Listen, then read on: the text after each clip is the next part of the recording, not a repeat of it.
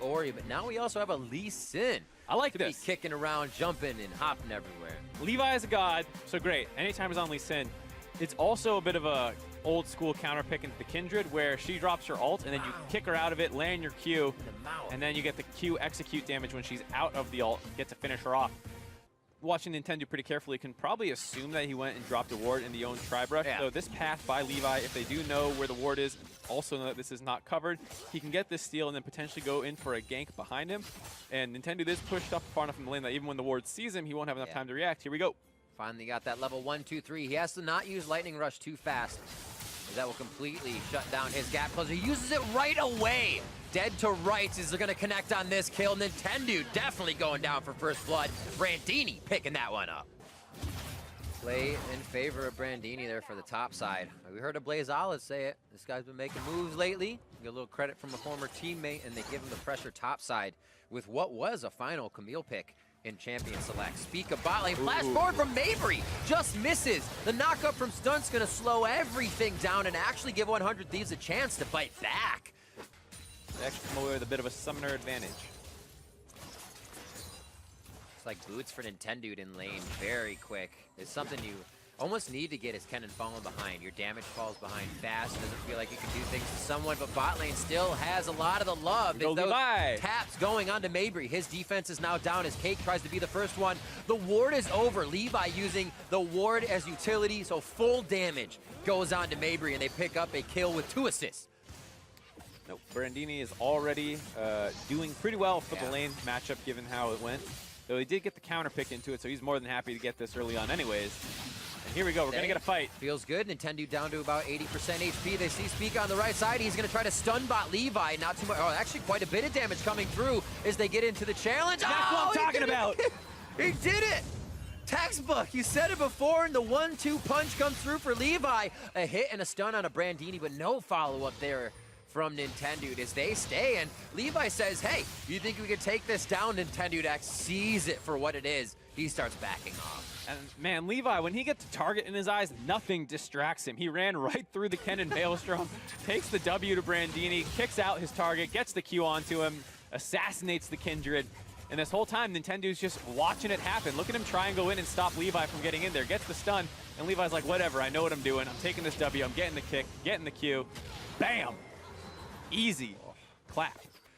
And it's going to be quick. Nintendo has to know now. My jungler was team bottom. This is full team communication. He wants a few more minions, though. And you can see Brandini locking down the Q, lighten up the hips. Here he goes. No, he's not going to go. I thought Brandini was going to go. I thought he was going, but his Q wore off for a moment there. He has flash and wall jump. Here we go.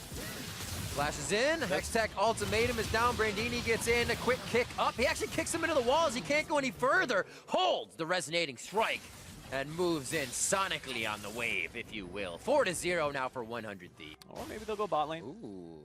Well, Insanity's like, I want a part of the action, guys. Let's go bot. 4v2. Oh, the charm is in. Shockwave, double shockwave. Can he get it there in time? Stopwatch comes in from Cake, so it's not going to look as beautiful, but a great timing on that shockwave charge up as they get the kills they want to go down on the side of Echo Fox, and 100 Thieves are just able to be in and out without any real trouble on these engages. Feels bad when you know your ultimate actually still keeps the enemy alive inside of it. Yeah.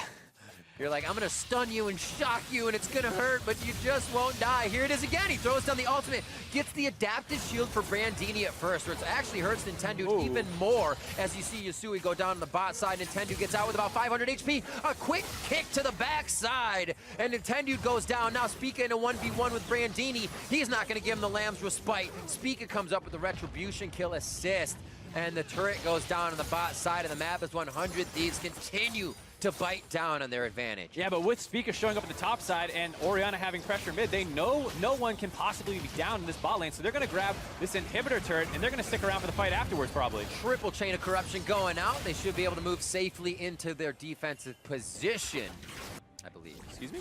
There's a mounting dread. Mounting dread, yeah. Her mount, she mounted? Yeah, I was like, what are we talking about?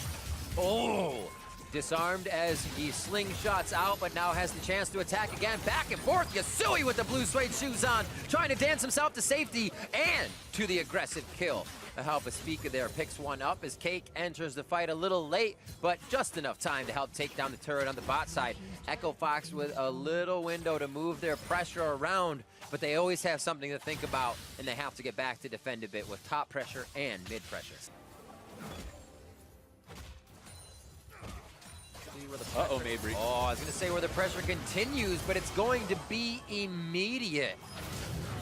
We talked about how this 100 Thieves team was very 100 Thieves. The ability to pick, find, or make a play in just about each individual lane. Now, coming together means you're going to get more plays, especially if you find one person on the map. About 30 seconds for Mabry to come back up. His flash is down, and they lose a bit of initiation with that. 100 Thieves will use this time to throw down a little bit more vision. Ooh, that was nice. Steps into the feather draw. Yeah, able to get that root off. You got to think Yasuo would be throwing an ultimate out in a second if he didn't get that. Maybe he still will. Gleaming Quill goes out. Flawless Duet just short of Rakara's dash out with stun. And they are safe for another day. Might not have gone Echo Fox's way, even if they did find that. Levi was hovering around that blast cone, ready to come in for the flank. He's just patiently hunting his prey in the top jungle. Still a little too early for their comp to really do this Baron.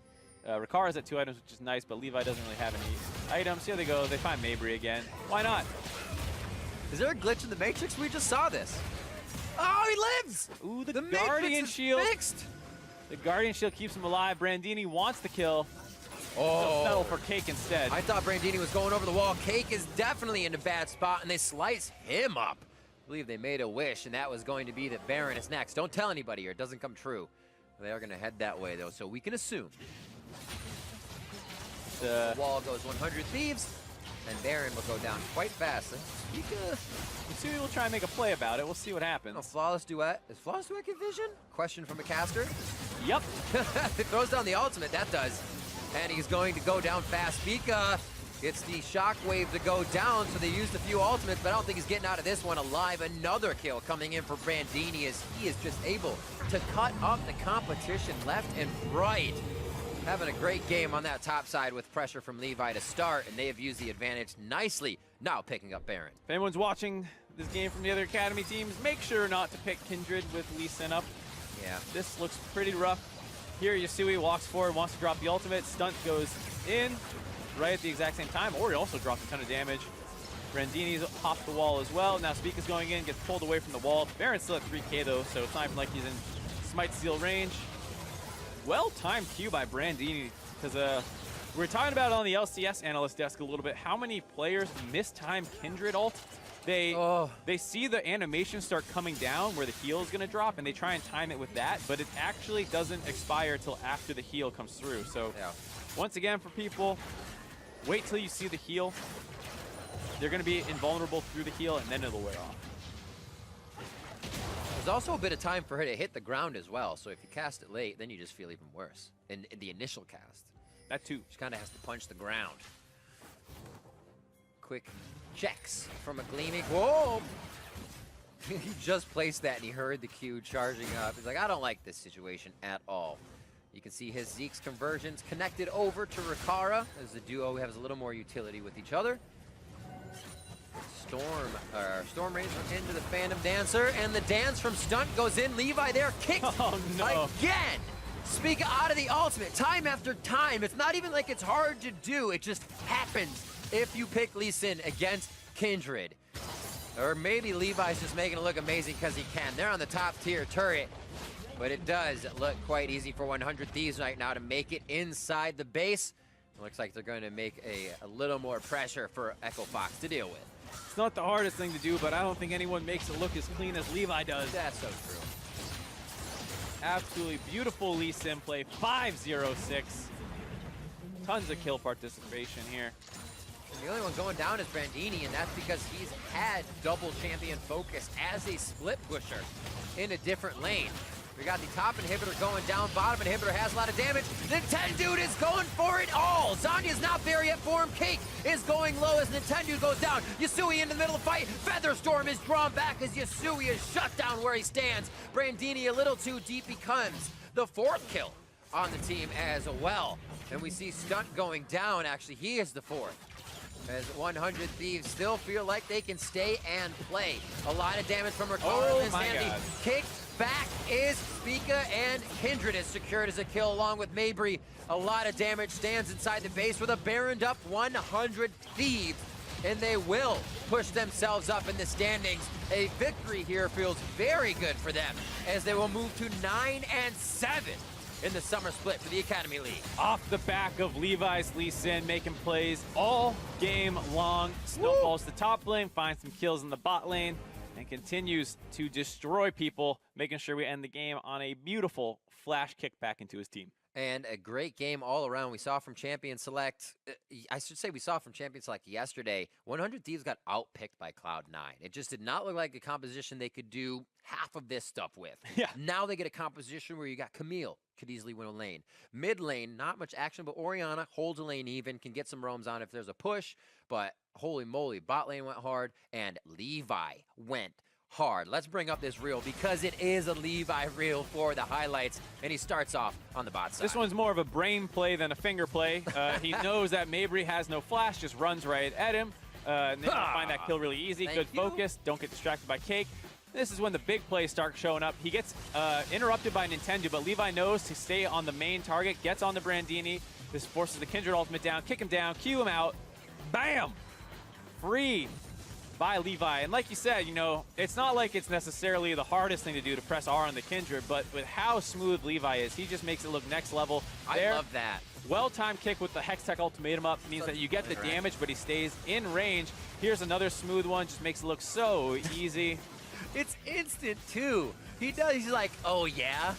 Oh, it's so good. Yep. Oh, that was just an E. Why is that in the reel? I just pressed E, W-E, I can do that. Here's another one. Where is he in this fight? He is a mess. He's in the back. He's just pressed a stopwatch, kind of autoing people. All right, do we get the last one in the reel? Get the last one? The last clean textbook Hey, look at him hit this inhib. kick to the mouth. Bam! All right, here we go. So this one I actually like a lot because it shows a lot of foresight. Like, he's gonna wait for a while and then take the Q, go for the flash in. And you know what he's saying right there to his team is like, watch me, I'm going. And so he hits the Q, says, watch this, guys, I'm about to pop off, and then instantly transports the kill back to his team.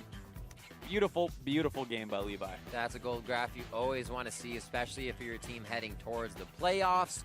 You really want a game, obviously you want a game where if there is mistakes, you can find them, but no mistakes are even better to build that confidence heading into this time period. Yeah, I mean, even the picks off on Brandini, he's split pushing, enemy team's committing a lot of resources to kill him, and those don't even feel that bad. So I think this is a game where you're walking away as 100 Thieves and you're like, all right, not bad. Let's get into these playoffs. And not trapped up is right. It could be really bad for a team to kind of go in and say, this is the time when we can kind of get something under our wings that could happen in playoffs.